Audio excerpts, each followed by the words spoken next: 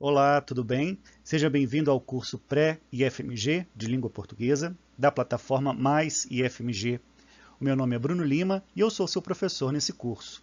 Essa é a sua aula de número 7 e hoje nós vamos tratar de alguns tópicos de norma culta, mais especificamente das vozes verbais e das orações subordinadas adjetivas. Vamos lá? Ô professor, mas não existem outros tópicos de norma culta? É claro que existem, né? Não apenas de norma culta, mas também de norma padrão.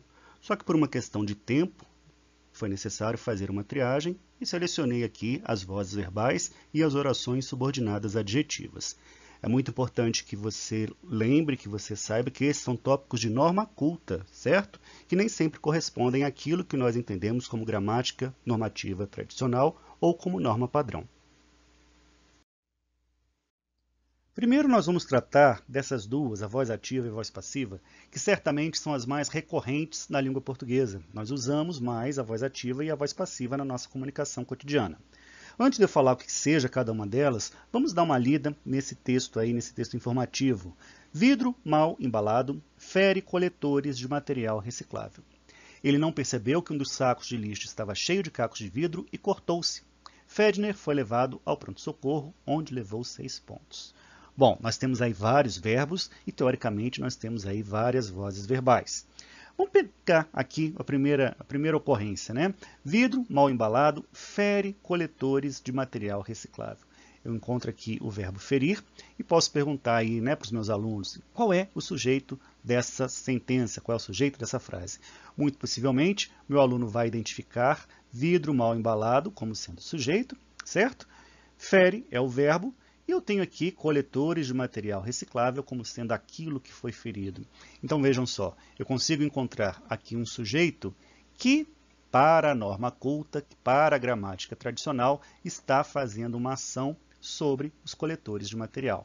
Então, nesse caso, eu teria a chamada voz ativa. Professor Bruno, o que é voz ativa? Voz ativa é quando nós encontramos um sujeito numa frase e esse sujeito faz uma ação sobre um outro termo que aparece aí na sentença, que aparece aí na frase. Ô Bruno, mas vidro mal acabado está fazendo a ação de ferir?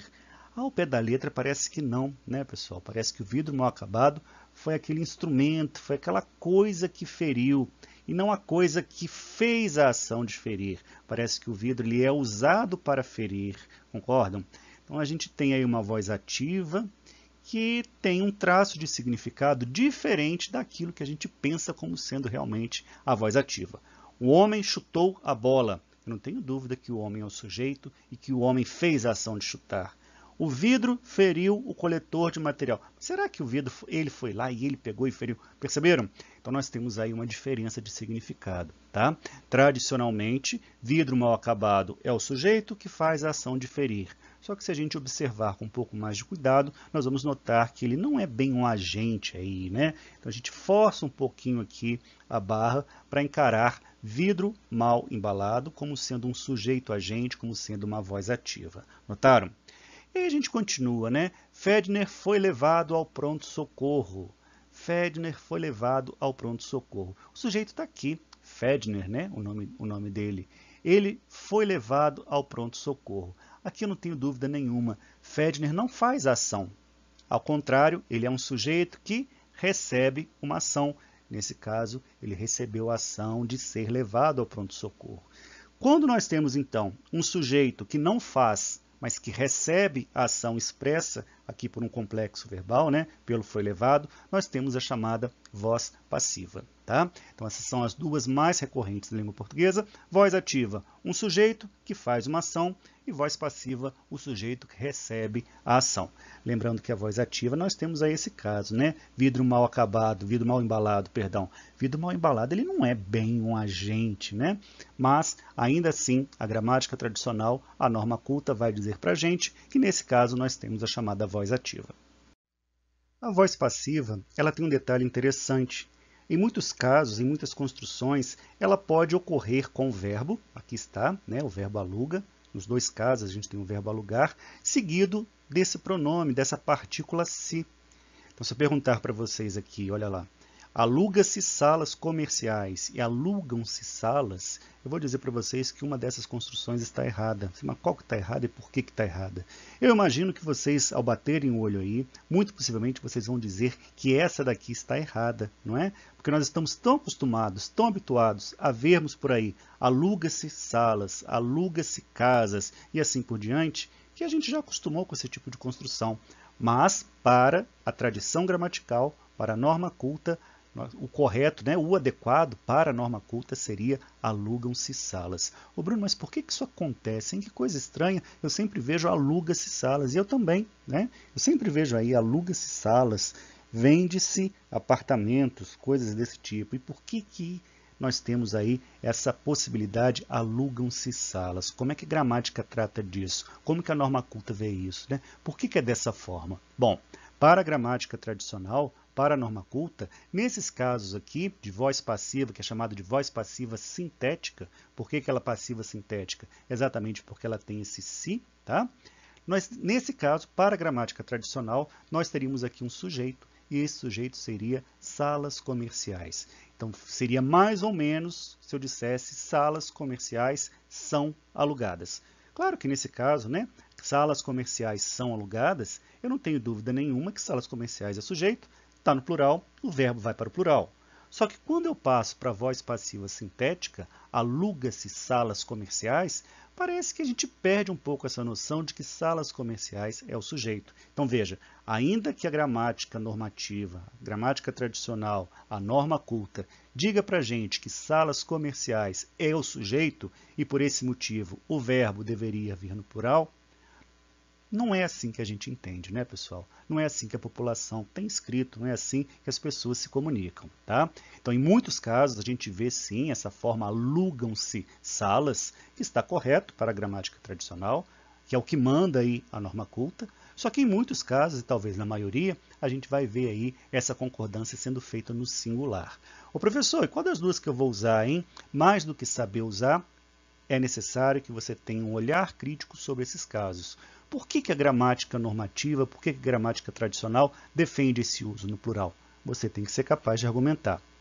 Bruno, por que ocorre aí esse outro tipo, aluga-se salas comerciais com verbo no singular? Você tem que saber argumentar a respeito disso. Esse aqui não parece muito mais comunicativo? Não apenas parece muito mais comunicativo, como ocorre muito mais na nossa sociedade. Isso significa o quê? Que o falante da língua portuguesa tem optado por essa forma, aluga-se salas comerciais com o verbo no singular. A norma padrão, veja bem, norma padrão e não norma culta, né? A norma padrão, que está relacionada aí com a gramática normativa, a gramática tradicional, ela vai dizer para a gente que a voz passiva sintética equivale semanticamente à voz passiva analítica. E o que significa isso? Bom, significa que, teoricamente, as duas possuem significados muito próximos, significados equivalentes. Isso parece ter alguma relação lógica, né? Afinal de contas, é voz passiva nos dois casos. O que é a voz passiva sintética para início de conversa? Bom, nós encontramos a voz passiva sintética quando nós temos aqui um verbo seguido do pronome se. E do outro lado nós temos a voz passiva analítica, né? Nós não temos aí essa relação de algo sintetizado, né? Você não tem aí verbo seguido do se. A questão que se coloca é, será que de fato a voz passiva sintética equivale semanticamente à voz passiva analítica? Esse caso aqui é muito bom. Então, a gramática vai dizer para a gente que é possível fazer essa conversão. Aluga-se essa casa, é a mesma coisa que essa casa é alugada. Só que vamos pensar aqui no significado.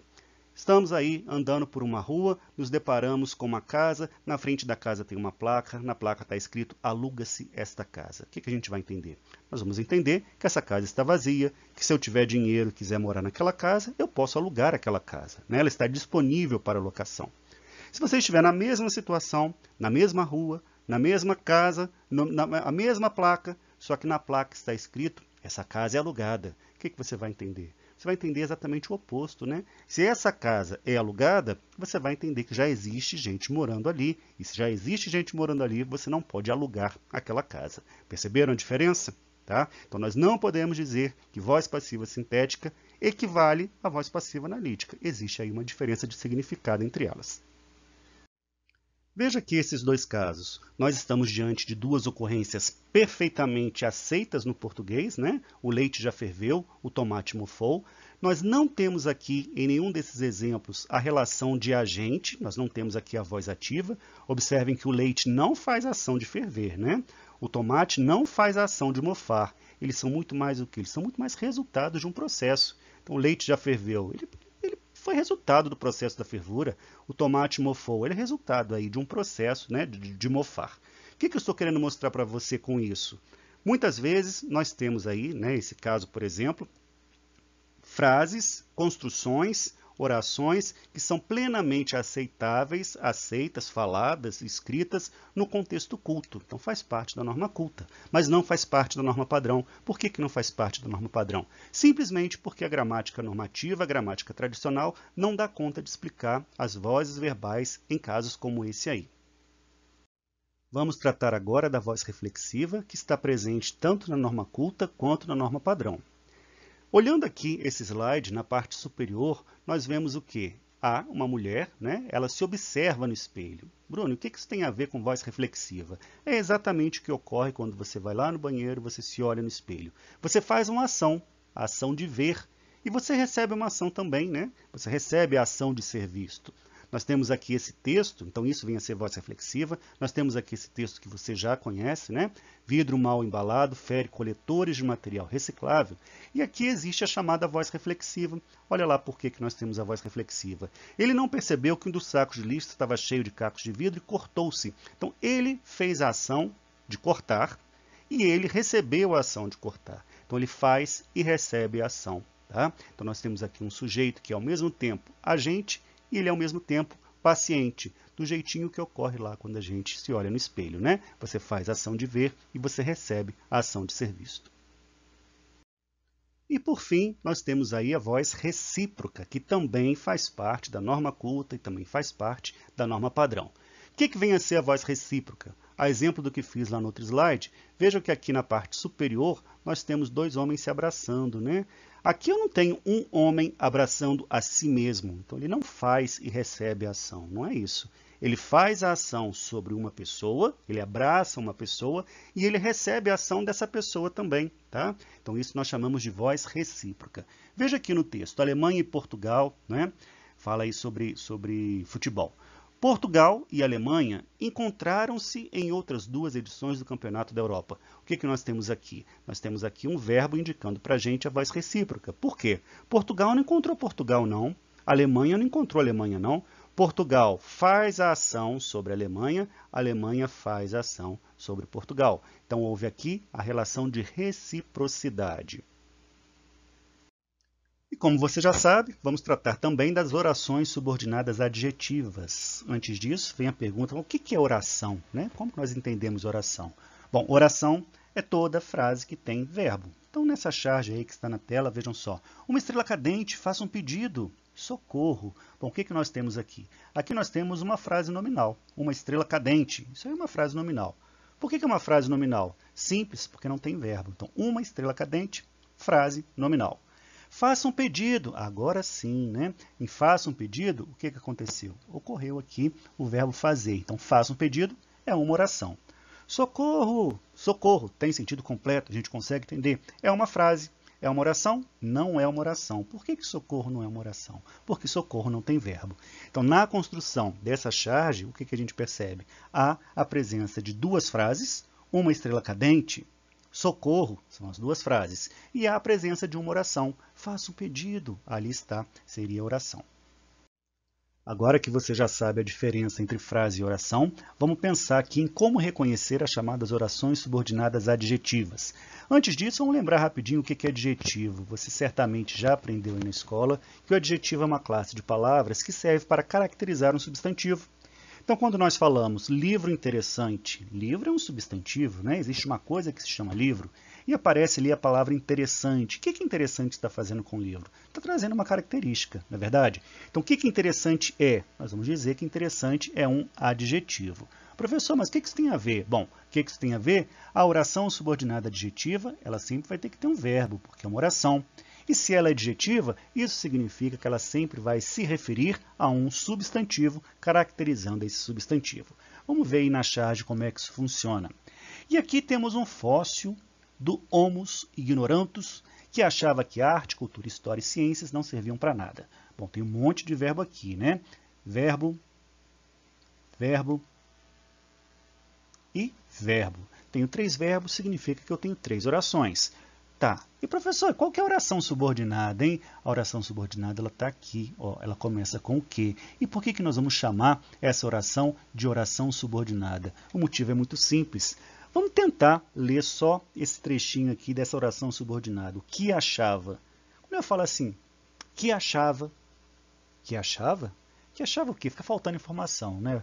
Não dá para entender esse negócio. O que achava ele sozinho, a gente entende ali que tem o verbo achar, ok? Mas está faltando informação. Essa informação despregada, ela me diz muito pouca coisa. Ou seja, ela depende, ela precisa de outras informações para que a gente consiga entender o sentido global da mensagem, certo? Notem que achava, olha só, tem verbo aqui. Achava é um verbo. Se é verbo, é uma oração. Já vimos que essa oração ela está subordinada. Note agora que esse que achava se refere a homus ignorantus, que é um substantivo, né? O homem ignorante é uma expressão substantiva. Então, o que nós temos aqui? Nós temos uma oração subordinada adjetiva. Professor, tem aqui esse que arte. Posso dizer que esse que arte, cultura, história e ciência, também funciona como uma oração adjetiva? A resposta é não. Não é uma oração adjetiva. Por que não é? Porque para ser oração adjetiva, ela precisa o quê? Se referir a um substantivo. Aí vejam só, que arte, cultura e história está se referindo a quem? O que vem antes aí dessa oração? Ah, antes veio um verbo, olha só. Aquilo que aparece antes do que arte não é um substantivo, é um verbo. Por esse motivo, essa oração não é uma oração adjetiva. Tem oração adjetiva na charge? Tenho. Qual que é? Aquela que se refere a um substantivo, a oração que achava. Ok? Por fim, é importante que você conheça, que você saiba que as orações subordinadas adjetivas, elas são subdivididas, elas são subclassificadas em 2 possibilidades. A chamada oração subordinada adjetiva restritiva, que tradicionalmente aparece sem vírgula, certo?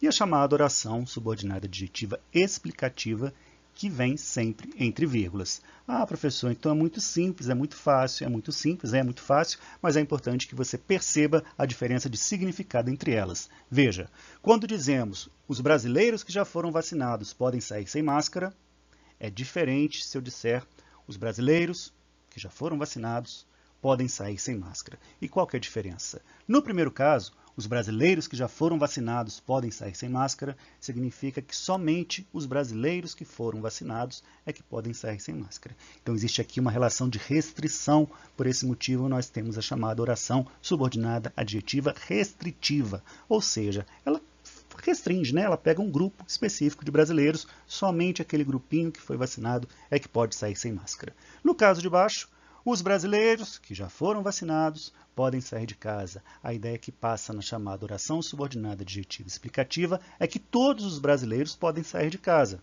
sem máscara. Por quê? Porque todos já foram vacinados. Certo? Bom, estamos chegando ao fim e eu vou pedir para que você amplie seus conhecimentos. Não deixe de ler o capítulo referente à semana 7, viu? Explore os textos indicados, faça os exercícios. Bons estudos e até a próxima.